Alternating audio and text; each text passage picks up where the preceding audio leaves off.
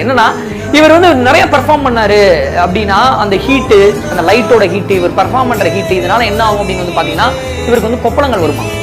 கொப்பளங்கள் வர்றது மட்டும் இல்லாமல் அரிப்பு வர ஆரம்பிச்சிடும். ஸோ டாக்டர்கிட்ட கேட்கும்போது என்ன சொன்னாங்கன்னா, நீ ப்ராக்டிஸ் பண்ணாத, ஸ்டேஜ் வந்து கம்மியா பெர்ஃபார்ம் பண்ண, நீ பண்ணாத அப்படின்னு சொல்றாங்க. இவருக்கு இதுதான் உயிர், இதுக்காக தான் இவ்வளவு கஷ்டப்பட்டு வந்திருக்காப்ல. இப்படி சொல்றாங்களே அப்படின்னு சொல்லிட்டு நான் மெடிசன் எடுத்துக்கிறேன், ஆனா நான் ப்ராக்டிஸ் பண்ணுவேன் அப்படின்னு சொல்றாரு. நீ ப்ராக்டிஸ் பண்ணனா இச்சிங் இருக்கதான் செய்யும், வேற வழியே இல்லை அப்படின்னு சொல்லி அனுப்பிடுறாங்க.